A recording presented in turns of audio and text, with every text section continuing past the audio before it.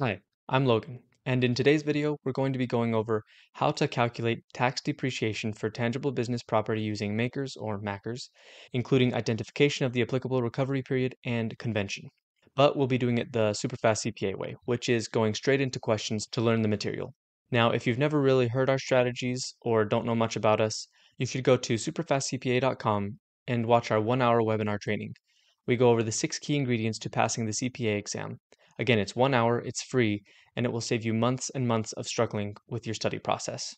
One more thing about this video, I'm only going to be doing 5 questions in this video to learn this topic, but Superfast CPA members will have access to the full video in which I go over 10 questions. All right, with all that said, let's get straight into doing the questions to learn how to do this. Here's the first question. Jackson Enterprises, a calendar year taxpayer, acquired the following business assets in the current year. February, they acquired manufacturing equipment for $80,000. In April, they acquired an office building for $300,000. In September, they acquired high-end printers for $40,000. In October, they acquired corporate fleet vehicles for $100,000. And in December, they acquired some desks and chairs for $20,000. Now, assuming these are the only assets they purchased during the year and no election is made to use a different convention, which convention should Jackson Enterprises use to calculate MAKRS depreciation? So basically, just a quick overview, MAKRS is the tax depreciation system, essentially, that we use for most things, most assets. It's different than normal depreciation. It is not straight line most of the time. There are some situations where obviously you still use straight line in MAKRS, but it is different. And so you'll be seeing that throughout this video. There's different assets that have different lives. They have different depreciation each year and different conventions for how much depreciation you can take in a given year. So that's what we're going to be learning a lot about in this video. Now, if you need to take a second to kind of understand what this question is even asking, go ahead and pause the video. And when you're ready, we're going to go ahead and look at the answer and start learning about how to apply MAKRS depreciation. All right, here's the answer. So in this case, you want to use mid-quarter for the manufacturing equipment and for the high-end printers for the corporate fleet and for the desks and chairs. So we want to use mid-quarter convention, whatever that is. We want to learn what that is, right? And then mid-month for the office building. Okay, so looks like this explanation has a lot of information to teach us. So let's go ahead and read through it and kind of start learning what the different conventions, the different ways to depreciate are under MAKRS. Okay, under the half-year convention, the half-year convention assumes that all property placed in service or disposed of during a tax year is placed in service or disposed of at the midpoint of the year, so halfway through the year. This means that in the first year, you can only deduct half the year's depreciation regardless of when the asset was actually placed in service. And in the year of disposal, again, you can only deduct half regardless of when it was disposed in that year. And then this convention is generally used unless the mid-quarter convention applies. Okay, so we already saw here mid-quarter is going to apply. So why is that? Let's learn about mid-quarter. The mid-quarter convention is used instead of the half-year convention when more than 40% of the value, not including real estate, of property other than real estate, kind of redundant there, is placed in service in the last quarter of the taxpayer's fiscal year. So essentially, if you place a disproportionate amount of property into service in the final quarter of the year, so October, November, and December, for a calendar year taxpayer, the IRS requires the use of the mid-quarter convention to ensure a more accurate reflection of when assets were actually available to use.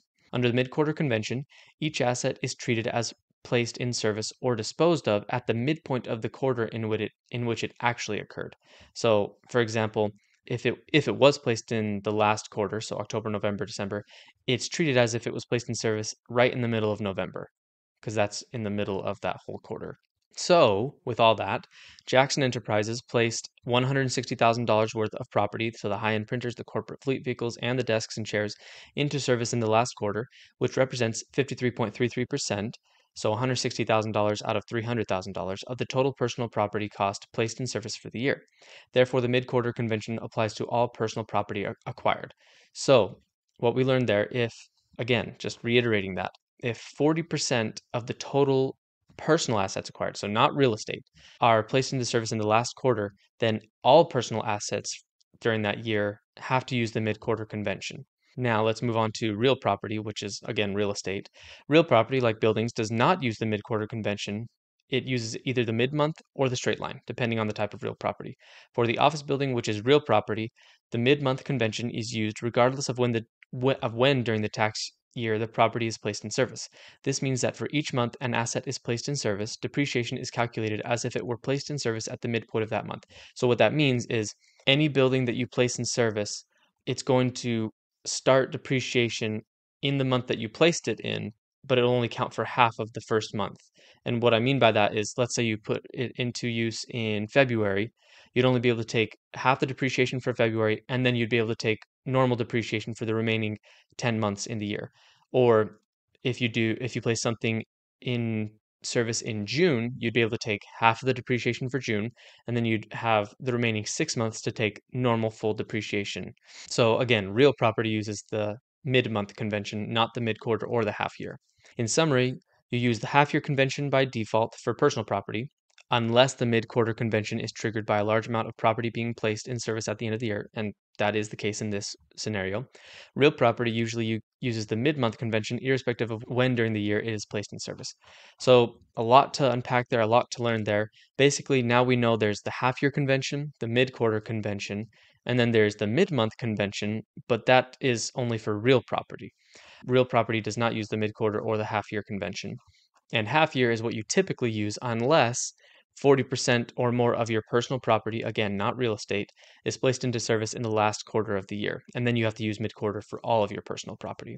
So that's why that makes sense why everything is mid-quarter except for the office building. All right, so a lot that we were able to learn there from just one question.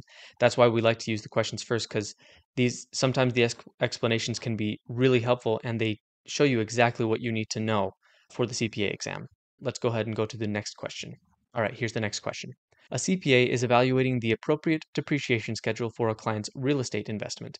The client acquired a residential rental property and a commercial office building during the current tax year. So they acquired two real properties. The residential rental property was placed in service on May 15th, and the commercial office building was placed in service on April 1st. Using the maker's depreciation methods and conventions, which of the following scenarios correctly computes the depreciation deduction for the first year of service for each property? Okay, so we know that first off, with that question that we just went over, we know that real property doesn't use half year or mid quarter. So we know that it's going to have to use mid month and probably I would guess straight line with it from based off of these responses that are here. So if we see anything that has something other like right here, half year, we're not going to apply that from what we understood from the first question. But we haven't learned yet what counts as 27.5 year recovery, what counts as 39 year. So that's what we're trying to learn from this question, building off of the last question. All right, so take a second, think about this, kind of read through it, make sure you understand what the question is asking. Pause the video if you need to, and then we're going to go into the answer. All right, here's the answer. Okay, the residential rental property is depreciated over a 27.5-year recovery period using the straight line method with a mid-month convention starting in May, and the commercial office building is depreciated over a 39-year recovery period using the same method and convention starting in April. So it looks like both a residential rental and like a commercial like a business rental, they both use straight line as the method and mid-month convention. But looks like residential has a 27.5-year recovery period and commercial has a 39-year recovery period. So let's learn a little bit more about that. 27.5-year property typically includes residential rental property. They require that this property is depreciated using the straight line method, which spreads the cost evenly over the recovery period with the mid-month convention, so we know that. And then it looks like similarly, 39-year property generally includes non-residential real property like office buildings and commercial property. This is also depreciated using the straight line method with the mid-month convention. So let's learn a little bit more about the mid-month convention. So it applies in both situations here. It assumes the property is placed in service or disposed of in the middle of the month, which affects the depreciation calculation for the first and last year of service. So everything in between is not going to matter, but in that first and last year of service, you're going to have that half month at some point. So straight line depreciation, we all know a lot about that. That's more normal than this maker's stuff. The only method allowed for residential rental property under makers and typically is used for commercial property. It results in equal annual depreciation deductions. We learned a lot there from that question as well. Why is C incorrect? They don't use the 200% double declining balance method. They also don't use half year convention, which we learned from the first question. So yeah, learned a lot just from even just the second question already. So let's go ahead and go to the next question. Here's the next question. Lunar Industries purchased various assets for its new office on January 10, 2023. Below is a list of assets and their costs. So high-end workstation computers, 14,000, assembly line machinery, 50,000, office tables and chairs, 7,000, company cars for executive use, 60,000. According to makers, which of the following correctly lists the assets under their proper recovery periods? So now, this is another thing that we're learning about makers. Different assets have different recovery periods, and they're all just kind of piled into different, like, even if an asset is in better shape than an asset that is the same but just like maybe older. They're both 5-year property, they're both machinery, which is like, or which could be 7-year property. We're not 100% sure here. We haven't looked at the answers as far as like what falls into what category, but the categories are just way more broad than typical depreciation where you actually look at the useful life and stuff like that. Very subjective, all of these things that were created for makers. So let's go ahead and learn what's 5-year property, what's 7-year property. That's what we want to learn here. So when you're ready, if you need to, pause the video, but go ahead and come back when you're ready. We're going to look at the answer. Okay, so computers, 5-year property, machinery, 7-year property, office furniture, 7-year property, and company cars, 5-year property. So it looks like we're going to learn a lot about that here. So workstation computers and company cars are generally classified as 5-year. Let's learn more just about these two categories in general. 5-year property. Assets in this category typically include property that has a shorter life and is subject to more rapid depreciation. So some examples would be computers and peripheral equipment like desktops, laptops, servers, printers, routers. Office equipment, certain like office machinery like copiers and calculators. Looks like most vehicles are going to be a 5-year property, except for like maybe some really big trucks, maybe like a dump truck or something like that. But most of the time, vehicles are going to be a 5-year property. Construction machinery like trenchers, compactors, and other things like that. Research equipment, and this is a very specific thing. You probably won't really see this on the exam, but cattle and horses, if they are over 2 years old, when they're placed in service. But yeah, those are some of the things that fall under the 5-year property category. And then the 7-year property category, definitely, usually little bit longer class life. So that would be stuff like office furniture, like desks and cabinets and safes. It would be things like agricultural equipment, like fences, barns, that kind of equipment, manufacturing tools, like lathes and drill presses, transportation. This would exclude everything that's in the 5-year. So again, this is more limited. So again, it would be more like heavy, big trucks are more likely to fall in the 7-year category. Railroad track is considered 7-year property for railroad companies. And then a lot of times, things that don't have a category are just kind of thrown into the 7-year category. So again, there's a lot. I mean, there's a lot that goes into makers. We've already learned about the different conventions, learned about residential property, well, just real property. And then now we know that there are also 5-year properties and 7-year properties, and different things fall into those. And that will affect how they're depreciated over, you know, compared to other assets. All right, let's go ahead and go to the next question. Okay, here's the next question. High-Tech Solutions LLC purchased new equipment for its data center operations at a total cost of $920,000. The company elected to take the maximum Section 179 deduction available, which this year was $910,000. The equipment is classified as 5-year property under makers. In the following tax year, High-Tech Solutions calculates its depreciation using the 200% declining balance method. If the maker's depreciation percentage for the second year is 32%, what is High-Tech Solutions depreciation deduction for the equipment in the second tax year after considering the Section 179 deduction? Okay, seems like there's a lot going on there, but let's break it down a little bit before we go any further. First off, one blanket thing I want to say about the CPA exam, when it comes to Reg and TCP, you will not be required to memorize all of these tax numbers. There may be the very occasional instance where there's a certain number that you might need to know, but overall, you're not going to be tested on what is the 179 max deduction in 2024. Like, what is that exact number? Most of the time, you will not be tested on that. A lot of times, they just want to see if you know how to use it correctly. So regardless of what the number is, they just want to know that you can use it. So in this situation, obviously, if you know anything about current taxes, this is not the current Section 179 deduction. This 910,000 is not the current 179 deduction because again, that's not what we're trying to teach you, not what we're trying to test you on, or what the AICPA is trying to test you on. They want to know that you know how it works and then what happens after that. In this situation, pretty straightforward, right? The max deduction is 910,000. So they are able to reduce this 920,000 by the 910,000. If you think through it, you can probably know what the right answer is, because in the second year it says they take 32% of the depreciation. So what's 32% of 10,000?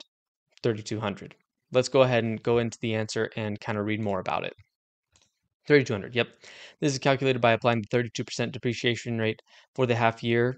Oh, here, let me pull in a table here to show you.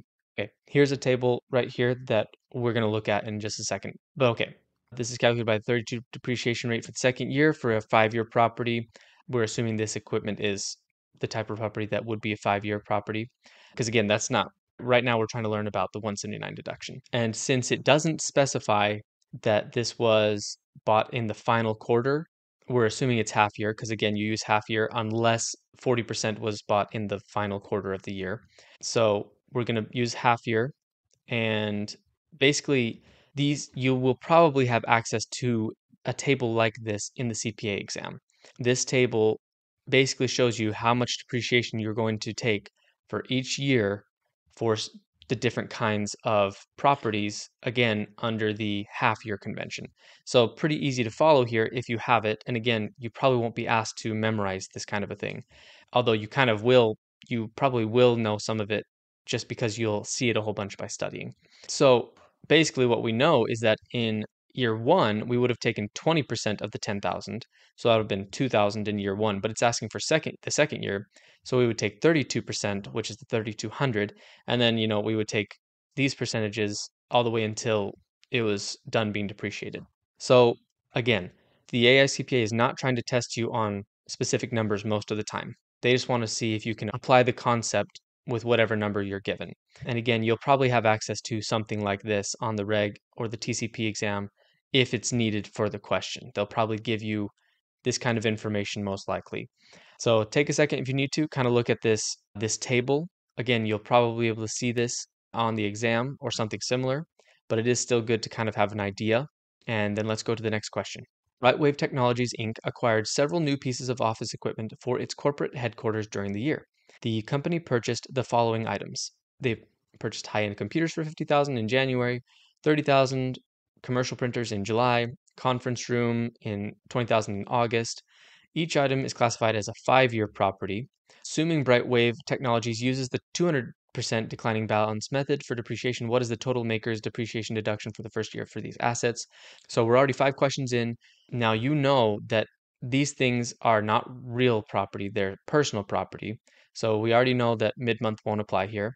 Mid-quarter probably won't apply because it doesn't look like any of it was purchased in the final quarter of the year. Therefore, half-year convention is going to be used.